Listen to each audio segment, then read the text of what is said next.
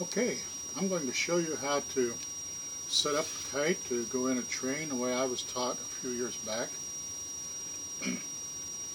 First of all, you've got your kites made, and I made these from matchstick bamboo, real cheap, and it was already warped, so it got some dihedral built into it, both this way and this way. Just stuck it together with duct tape so that you could see what I did real easily. And now you'll have about a stack of about 30 or so of these. And for each one, you're going to need a length of line.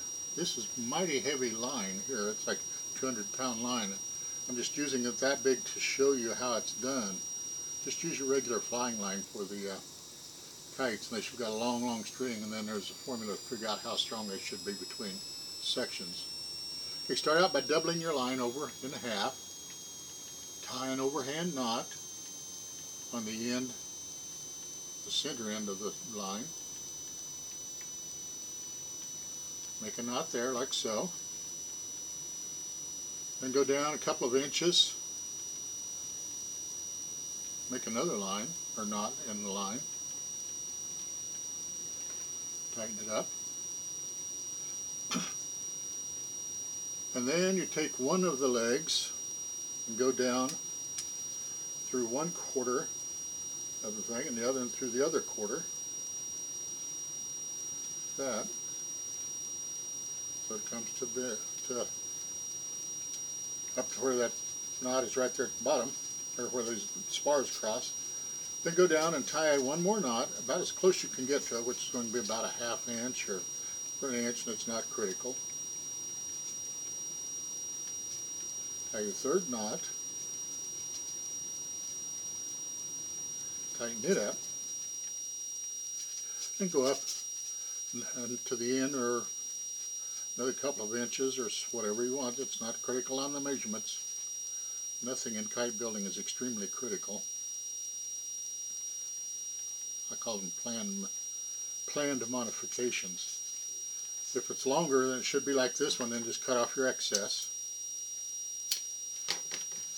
Then you've got one kite trapped in that little slot that's in between the two right there.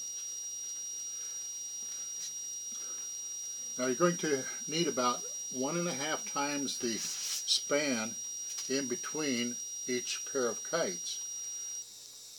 And I made a piece of string about 3 feet, and it can be longer or it can be not much shorter than that though.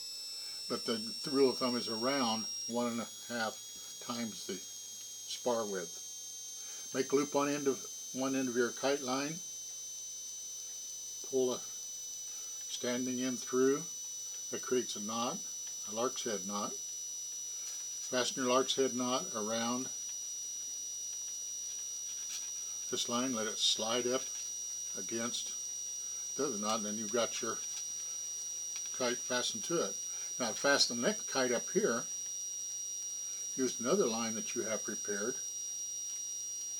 Make the lark's head on the end of that one. Tie it up. Tighten it down.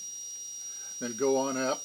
Put another lark's head onto the next kite, so that you have a kite on a lark's head, one here and one here and one here, and just keep going down until you've got all 30 or 50 or 100 kites in your thing. You'll probably want a tail on there too, and here's the easiest way I found to make tails. Use my kite material that I have, or in this case trash bag. Roll it up a few times and just cut off a chunk.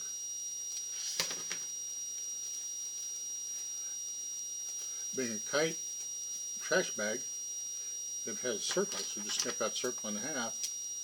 Now you've got a tail, it's just the right length.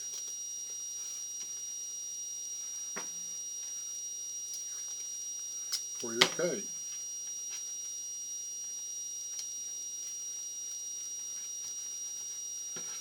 There you go. It doesn't take very long, maybe 5 minutes or so between each kite. So if you got 100 of them, it'd be 100 times 500 minutes involved. Which in a lifetime isn't a great deal, unless you're a fruit fly, and it's more than a lifetime.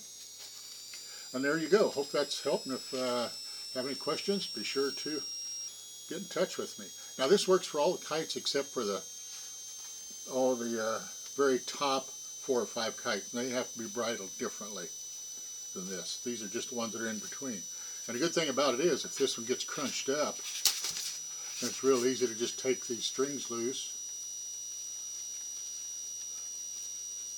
put it away, and then tie the string back onto the one that was not broken, and so you've got, oh, it's there, and then just take your broken kite,